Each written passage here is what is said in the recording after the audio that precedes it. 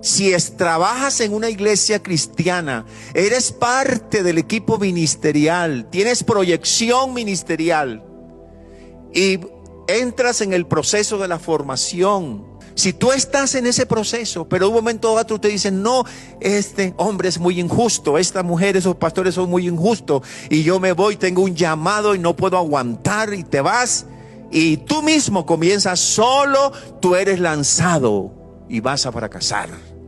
Lo que Dios quiere no es que tú te lances, no. Lo que Dios quiere es que aceptes que puedas ser enviado.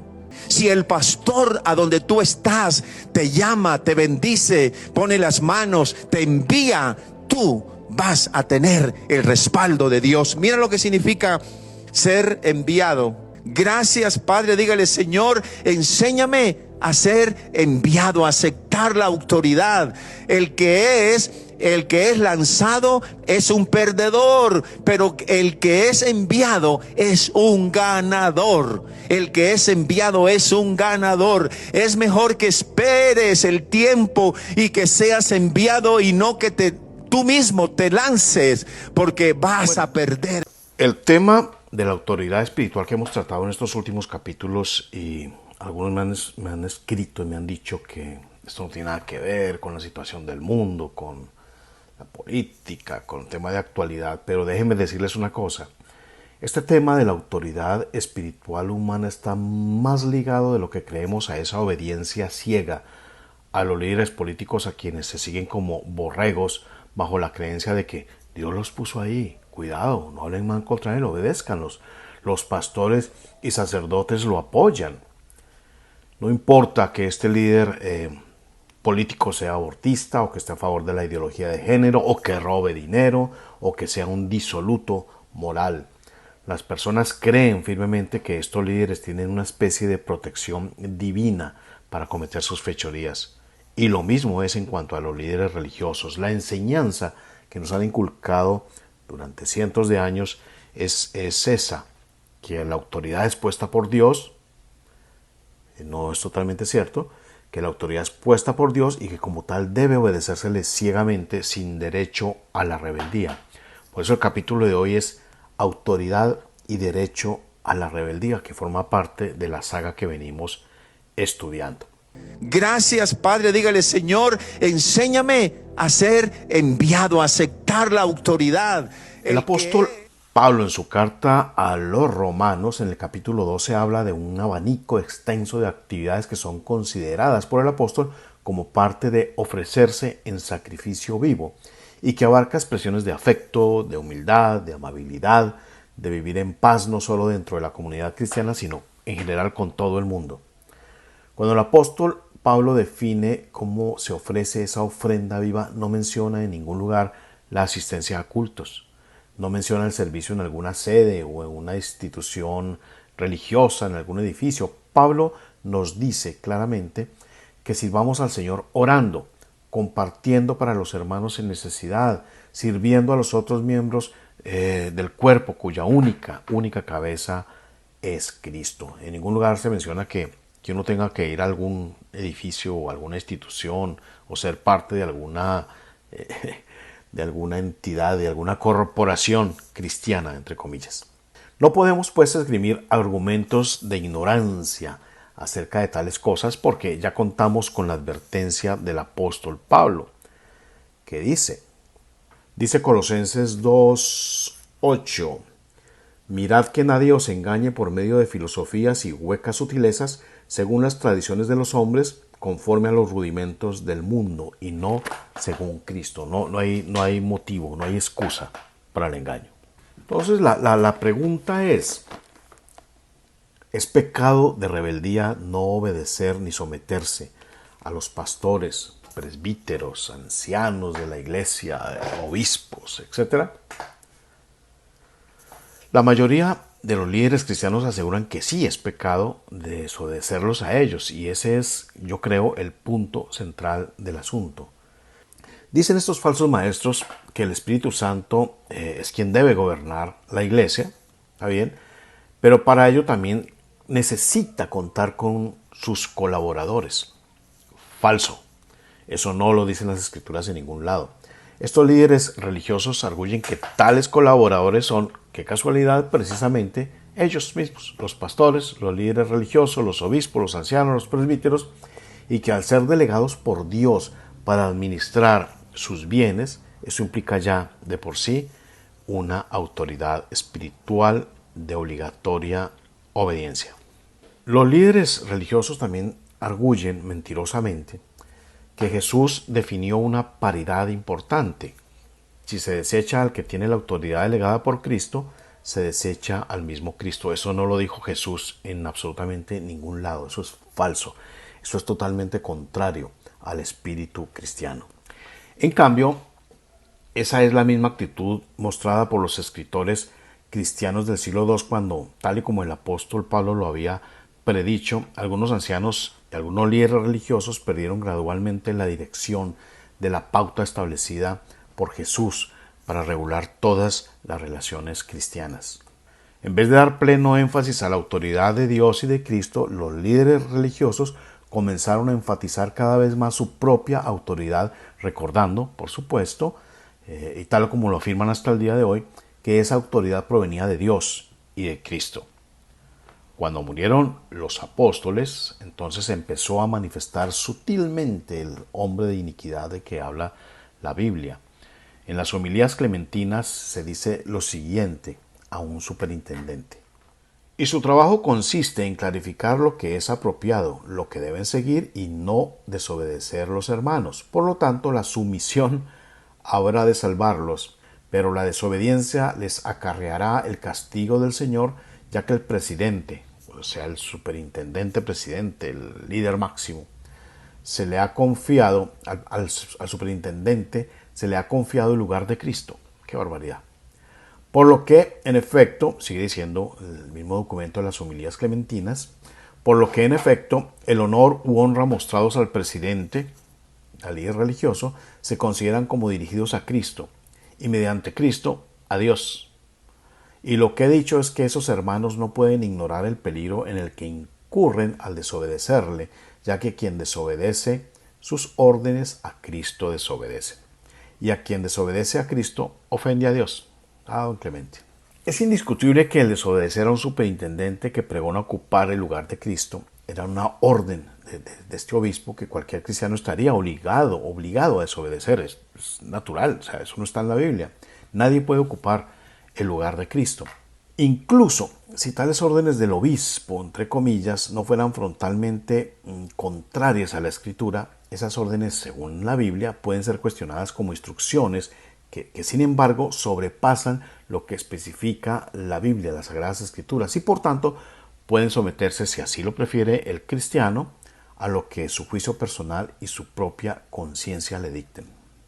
Esa injerencia del autoritarismo, tanto en esa época como ahora, es un intento para recubrir a los humanos imperfectos con el honor que tan solo le pertenece al Maestro, al único Maestro, al Maestro perfecto, a nuestro Salvador Jesucristo. Lo que mencionan los líderes religiosos no es de ninguna manera un razonamiento nuevo ni tiene ningún asidero escritural. Y esa es la tendencia que vemos hoy, como lo mencionamos al principio, de otorgarle una autoridad espiritual, de recubrirlos de la apariencia y la dignidad de Mesías a hombres mortales. Una llamada similar a la obediencia implícita en la congregación y a un respeto reverencial hacia la autoridad humana también se encuentra en los escritos de un padre, entre comillas, de los fundadores de la iglesia, Ignacio de Antioquía, a principios del siglo II, en esos escritos él utiliza los siguientes términos. Por nuestra parte, debemos recibir a cualquiera a quien el maestro de la casa envió para estar al frente de sus domésticos, como lo haríamos con él que le envió, él en mayúsculas. Está claro, pues, que hemos de tener al obispo, el superintendente único, que manda, en la misma estima en la que tendríamos al Señor mismo. Don Ignacio se extralimita mucho. Ignacio, al equiparar la obediencia al obispo, al superintendente, al anciano, como quieran, siendo él mismo obispo de Antioquía, a los presbíteros, a los diáconos, comparando la obediencia que se le debía supuestamente a estos líderes religiosos con la obediencia a Cristo. Él dice que Cristo los ha nombrado. Nunca nos dice cómo, pero lo asegura. Consecuentemente también está diciendo que el desobedecerlos constituye también una desobediencia a Cristo. Ignacio de Antioquía no deja lugar a una posible motivación correcta, a una eventual desobediencia a los hombres para obedecer a Dios, que es un principio cristiano, porque dice, quien no rinde obediencia a sus superiores se muestra autosuficiente, pendenciero y arrogante. O en palabras de algún predicador moderno, quien desobedece al pastor se muestra rebelde y peca contra Dios mismo. Los pastores son los que tienen la autoridad delegada por Dios. Y no es que ellos quieran hacerse los meros, es que Dios así lo estableció. ¿La Biblia apoya esta enseñanza? No. No, de ninguna manera. Es una enseñanza de muchísimas iglesias cristianas. Es lo que veíamos en un capítulo anterior, la doctrina de los Nicolaitas, doctrina que Dios aborrece. No es cierto que Jesús delegue a cierta clase sacerdotal o pastoral, según el caso, para ejercer como autoridad espiritual sobre otra clase de cristianos, que son legos. Ellos esas autoridades citan a primera carta a los Corintios 4:1 para apoyar su punto, que dice, ténganlos los hombres por servidores de Cristo y administradores de los misterios de Dios. ¿A quién se refería Pablo cuando habla de los administradores de los misterios de Dios? ¿A alguna clase sacerdotal especial? ¿A los pastores, ancianos, líderes, superintendentes, obispos, diáconos? No. Pablo se refería a todos, absolutamente todos los cristianos, a todos nosotros que somos ministros o siervos del Señor. Sus palabras estaban dirigidas a quienes hemos nacido de nuevo y somos hijos de Dios con derecho a administrar sus misterios, administrar entre comillas. Lucas 8:10 dice, a vosotros se os ha concedido el conocer los misterios del reino de Dios. Dice Lucas 8:10. A vosotros se os ha concedido el conocer los misterios del reino de Dios, pero a los demás solo a través de parábolas, de modo que viendo no vean y oyendo no entiendan, le decía Jesús a sus discípulos. Esa responsabilidad no es otra que la de predicar la salvación. Esa es la administración de los misterios. Es la obligación de predicar la salvación mediante la fe en la muerte de Jesucristo, de nuestro Señor Jesucristo en la cruz, su sepultura, su resurrección al tercer día. La administración de esos misterios no debe colocarnos en posición de autoridad respecto a otros hombres, ni siquiera de los incrédulos, como nos muestra el capítulo 3 de la carta a los Corintios, que invito a que la lean. También suelen citar estos líderes religiosos a Tito 1:7-9. Es necesario que el obispo o anciano, lo traducen otras versiones, sea irreprensible como administrador de Dios, retenedor de la palabra fiel, tal y como ha sido enseñada, para que pueda también exhortar en sana enseñanza y convencer a los que contradicen. Y agrega, tengo una carta que me enviaron no hace mucho, dice, si nos damos cuenta en la iglesia local, los ancianos, o los obispos, o los líderes, dice, si nos damos cuenta en la iglesia local, los ancianos, comúnmente llamados pastores, tienen la responsabilidad ante Dios de, entre otras cosas, me dicen, ser retenedores de la palabra y con ella exhortar y convencer a los que contradicen. Y eso implica una autoridad espiritual. En realidad no es exacto lo que me mencionan acá, que los ancianos eran comúnmente llamados pastores. La palabra griega para anciano es presbíteros, mientras que la palabra griega para pastor, como ya lo hemos visto, es poimen. Ambos términos designan diferentes funciones, servicios, no puestos de autoridad. Designan funciones y servicios. Y vamos a ver qué significado tenían, según el sentido con que fueron escritas, y si estos pastores poimen están sobre la grey.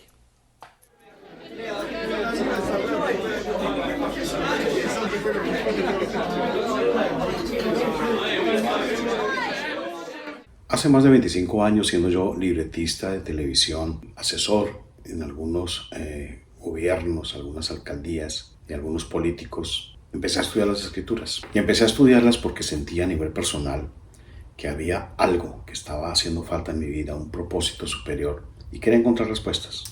Así que desde ese momento empecé una tarea en solitario. Mucha gente dice que arando en el desierto o voz clamando en el desierto. Empecé una tarea muy complicada de publicar, de desenmascarar, de indagar por ese gran montaje globalista. Y eso implicaba desenmascarar políticos, desenmascarar poderosos, desenmascarar todos estos alfiles de algo que estaba empezando a cobrar una forma aterradora, que era el nuevo orden mundial, lo que hoy llamamos el globalismo. Los problemas no tardaron en llegar, fui perseguido, perdí mi trabajo, perdí lo que tenía, mis posesiones, pocas o muchas. Inicié un vía crucis donde mis hijos fueron los principalmente afectados. Sufrieron secuestro, sufrieron intentos de asesinato, yo mismo fui objeto de persecución judicial, de atentados contra mi vida. Han sido casi 25 años de un trabajo que he realizado de manera gustosa, gratuita, con algún apoyo, con altibajos, con ataques, con tumbadas de la página web. Queremos seguir adelante, pero en este trabajo que usted recibe a través de los videos, en el canal de YouTube, a través de la página web, con artículos, investigaciones, hay un trabajo que usted no ve, y ese trabajo lleva horas y horas y horas de preparación para poder entregarle un producto final a ustedes. No pretendemos que usted se sienta obligado con nosotros por algo que yo decidí hacer voluntaria y gratuitamente, pero sí agradeceríamos su apoyo, cualquiera que sea su cantidad. Por eso les pedimos que se conviertan en patrocinadores con cualquier cantidad, $1, $2, $3, suma y ayudaría muchísimo en esta labor. Han sido más de 25 años demostrando que lo que se ha dicho, que lo que se ha analizado, que lo que se ha predicho, si quieren llamarlo así, ha resultado cierto. Así que el llamado es ese: conviértase en patrocinador de este proyecto. Muchas gracias. Cada cristiano del primer siglo mantenía una relación personal con Dios a través de Jesucristo, que es el sumo sacerdote, sin la mediación innecesaria de otra persona humana. Cada cristiano, incluso las simples ovejas, eran partes y eran integrantes del sacerdocio real. En realidad, nunca existió en la mente de estos cristianos primitivos nada semejante a categorías como ovejas simples o legos y ovejas especiales o pastores. Es muy cierto que los ancianos cristianos, hombres de edad, de experiencia, no ancianos en el sentido de pastor, según lo tienen los testigos de Jehová, es muy cierto que estos ancianos, estos hombres de mayor edad, tenían una autoridad bíblica, pero era una autoridad para exhortar, para enseñar, para reprender, no para exigir obediencia. Esta autoridad era para emplearla en el servicio a otros, no para tenerlos subordinados bajo ningún punto de vista. Un cristiano podría libremente desobedecer a un anciano, a un presbítero, si las instrucciones de este siervo fueran contrarias a las Escrituras, o aun siendo no contrarias, si la conciencia del reprendido así se lo dictaba, podría desobedecer. Un hijo de Dios, una persona que ha nacido de nuevo, es guiada por el Espíritu Santo. Si tal guía es genuina, jamás se opondrá nunca a la enseñanza y a las directrices bíblicas. La autoridad de los que llevan la delantera era usada para apoyar, para aconsejar, incluso para reprender, pero jamás para dominarlos, para someterlos, esgrimiendo amenazas ni exigiendo la misma obediencia debida a Cristo. Cuando surgía antes el error escritural, los ancianos lo refutaban con argumentos bíblicos a través de la persuasión, sin ninguna intimidación ni la tiranía de la autoridad. Aun con todo, si los argumentos no convencían al creyente, éste estaba en libertad de actuar guiado por su conciencia. Entonces, al abordar el tema de la autoridad y en general cualquier texto referente a las relaciones que deben existir entre los cristianos, siempre debemos tener presente esta máxima de nuestro Señor Jesucristo: Mateo 23, 8. Porque uno solo es vuestro maestro y vosotros sois todos hermanos. Con esto claro que todos somos hermanos y que nuestro único cabeza es Cristo, razón por la cual no estamos obligados a obediencia a ningún otro hermano espiritual, analicemos el texto de Hebreos 13:17 que lo hemos leído aquí en muchas ocasiones, ya en varias. Obedeced a vuestros dirigentes y someteos a ellos, pues velan sobre vuestras almas como quienes han de dar cuenta de ellas, para que lo hagan con alegría y no lamentándose, cosa que no os traería ventaja alguna. Es de anotar, hay que repetirlo, que el texto no dice que hay que obedecer a los pastores, en griego poimen, ni a los ancianos, en griego presbíteros. La palabra usada aquí es una forma verbal que denota una acción más que un cargo. Literalmente se traduce como quienes guían, quienes los estiman, quienes los aconsejan. Sea cual sea la palabra, dando por hecho que sea dirigentes, que no lo es, ¿implica eso automáticamente una virtual sumisión hacia personas que llevan la delantera? No, de ninguna manera, puesto que el mandato de Cristo no se limitaba solamente a la prohibición de ser llamados líderes, sino que estaba en contra de que alguien asumiera la posición o el oficio de líder, llevando a la práctica ese tipo de control autoritario. Eso es muy claro y muy necesario de entender. Cuando yo digo autoritario, esto significa alguien que reclama obediencia hacia sí mismo, así sea bajo la excusa de que, yo solo ordeno lo que está en las Escrituras. Nada de eso. Nada de eso puede ser usado como pretexto para exigir hacia nosotros ni siquiera un mínimo de obediencia, ni una pizca de obediencia de una inexistente autoridad espiritual que Cristo jamás delegó en ningún hombre, excepto, hay que reconocerlo y aclararlo, en los apóstoles, en esa dispensación, si me permiten la palabra, dispensación especial. Pero con todo, ni aun ellos, como los vemos en las Escrituras, tenían derecho a reclamar obediencia de ningún tipo. De la palabra griega peitomai, que se traduce como ser obediente o obedecer, el Theological Dictionary of the New Testament, de la edición Albright, dice: esta palabra asume acepciones tales como confiar, estar convencido, creer, seguir e incluso, en último lugar, como última acepción, obedecer. La acepción obedecer es tan solo una de las varias posibles traducciones de esa palabra usada, que es peitomai, y en este caso se alista en el último lugar.